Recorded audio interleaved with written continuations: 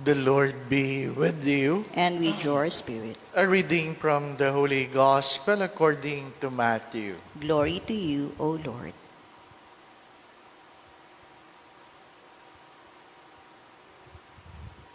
After entering a boat, Jesus made the crossing and came into his own town. And there people brought to him a paralytic lying on a stretcher. When Jesus saw their faith, he said to the paralytic, "Courage, child, your sins are forgiven." At that, some of the scribes said to themselves, "This man is blaspheming." Jesus knew what they were thinking and said, "Why do you harbor evil thoughts? Which is easier to say, 'Your sins are forgiven,' or to say, 'Rise up, rise and walk'? But that you may know that the Son of Man has authority on earth to forgive sins."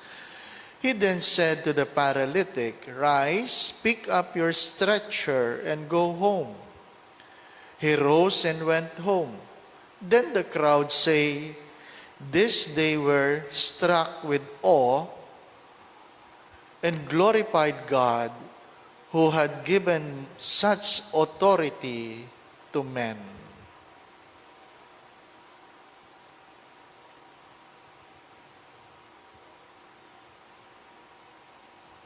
The Gospel of the Lord. Praise to you, Lord Jesus Christ.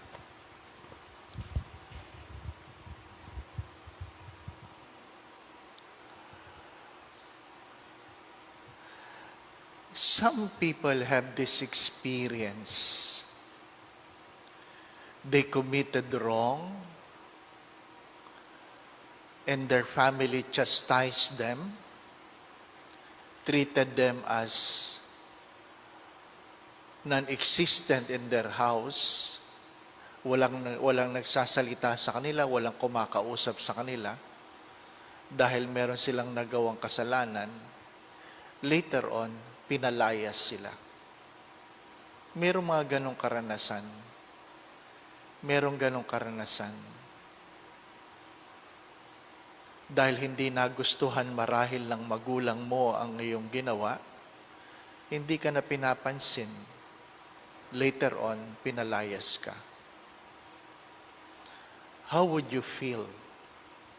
How would you feel? Meron akong kaibigan na hanggang ngayon, hindi niya napapatawad ang kanyang magulang dahil ginawa sa kanya yon.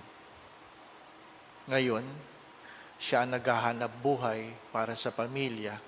Siya ang nagpapakain sa magulang niya. At palagi niyang naaalala yon. Palagi niyang naaalala yon. How I was mistreated by my own father.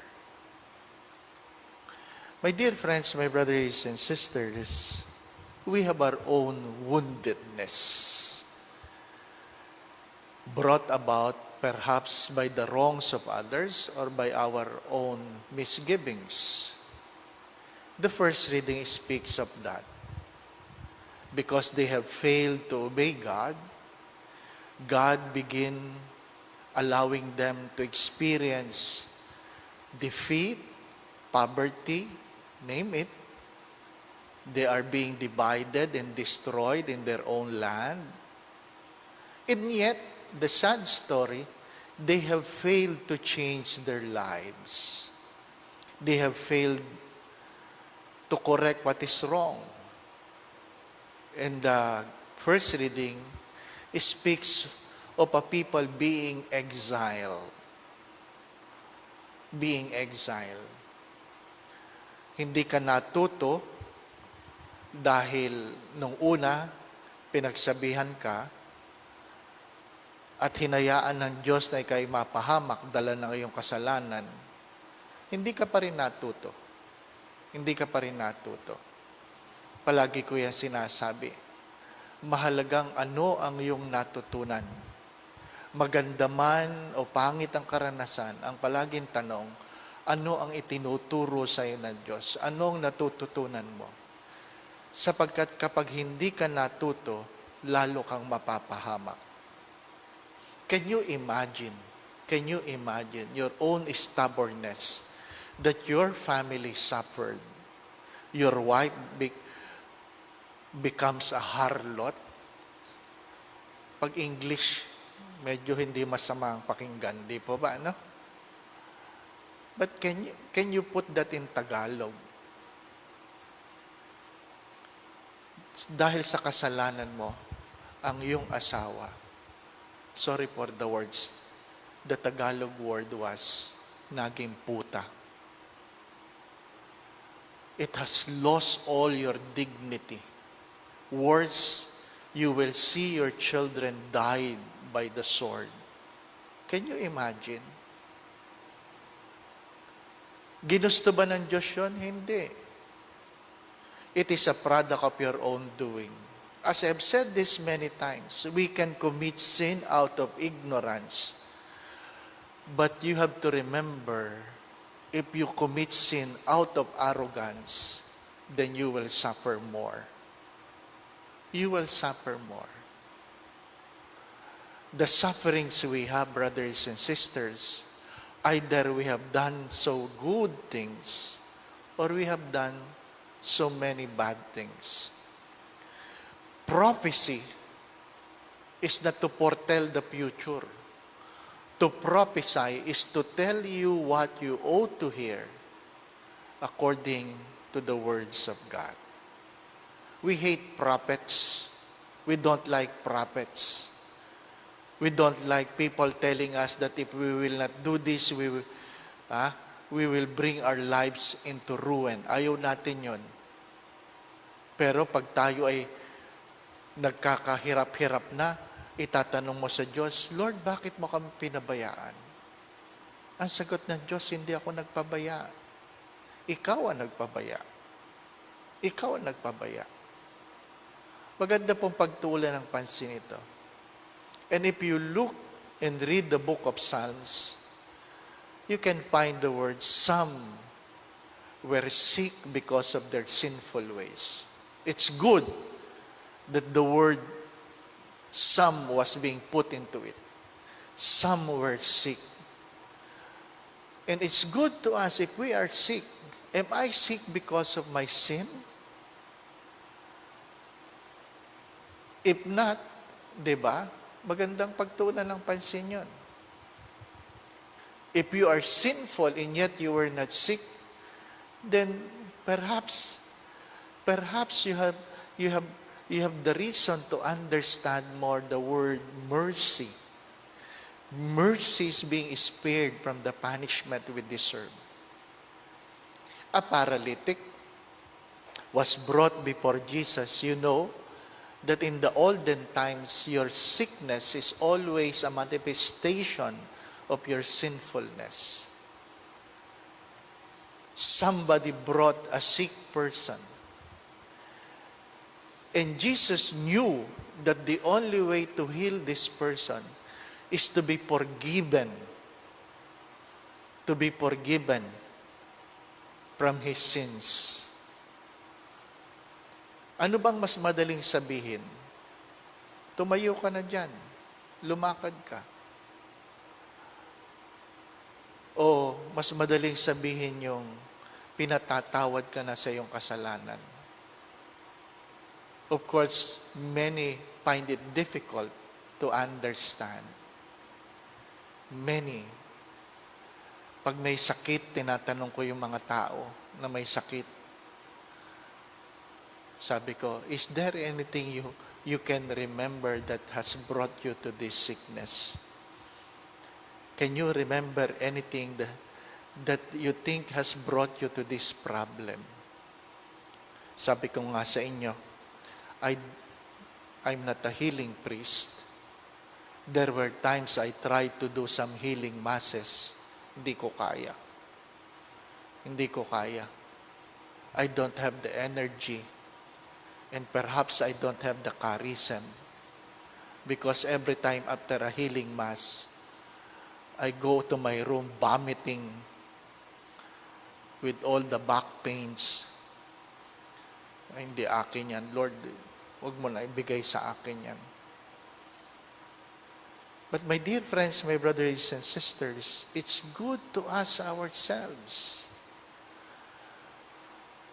As I've said this many times,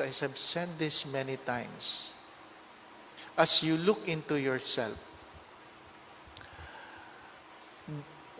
because many of our sins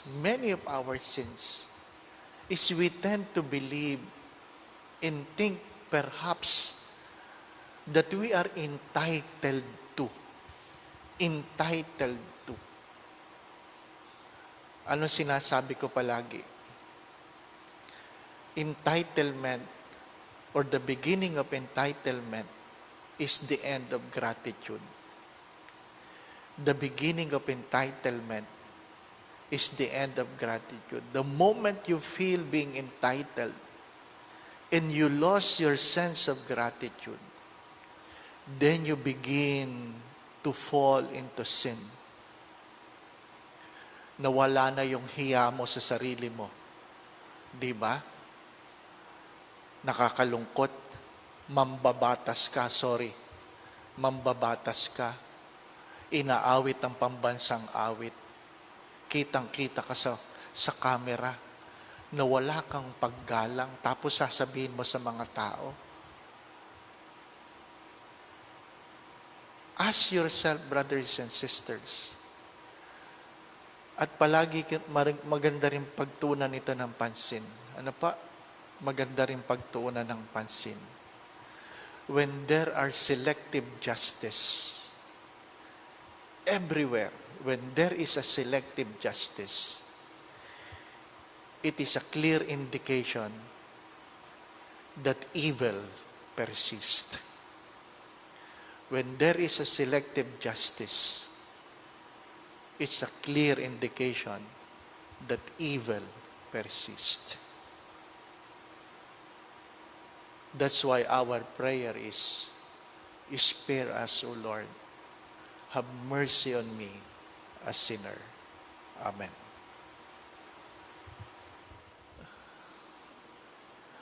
Some people were asking, why do we pray the prayer for our family? And the simple answer is, because our future is always dependent on our family. Saint John Paul II have said this, the road of the future is the road of the family. Pabayaan mo ang iyong pamilya. Parang pinabayaan mo na ang iyong bukas. Our relationship, how we treat our parents, how parents treat their children, how siblings treat one another, is the future. You know already what will happen. Today we will begin our isang kanin, isang ulam. Hindi ko mabasa. Ano ba yan?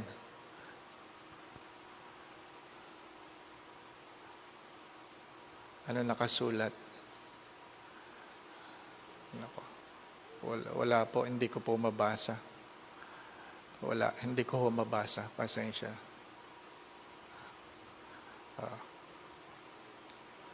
Ano?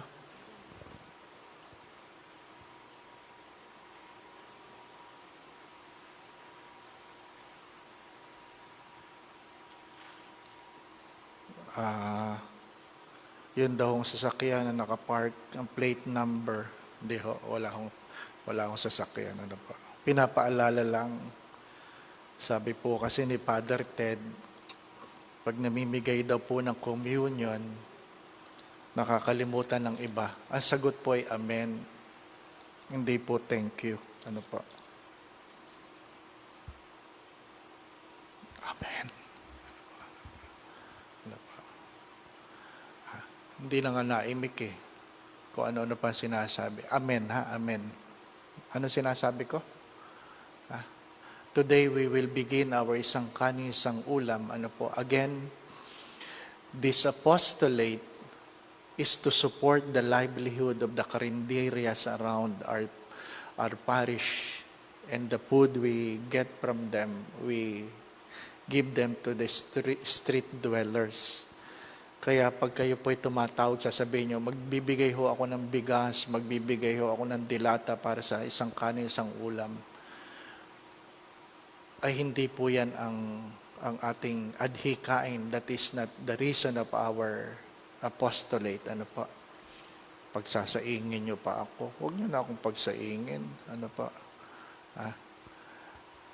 Tinutulungan po natin ang hanap buhay ng mga karinderya, ano po, para mayroon namang ikabubuhay ang kanilang pamilya, ano po. Going back to what I've said, my dear friends, my brothers and sisters, be humble enough to ask yourself, are the things I am suffering today brought about my own sinfulness? Or simply I am sharing the part of the suffering of Christ? Ang akin po bang pagdurusa ngayon ay produkto na aking kasalanan or pakikibahagi sa pagdurusa ng Diyos? Ano po? Dala ng kasalanan ng iba. Kayo po makakasagot. At sabi ko nga sa inyo, hanggat hindi tinitigil ang kasalanan, ang pagdurusa ay magpapatuloy. Be humble enough. Be humble enough, my brothers and sisters, to examine yourself. The Lord be with you. And with your spirit. And may Almighty God bless you, the Father, the Son, and the Holy Spirit. Amen. We go in peace to love and serve the Lord. Thanks be to God.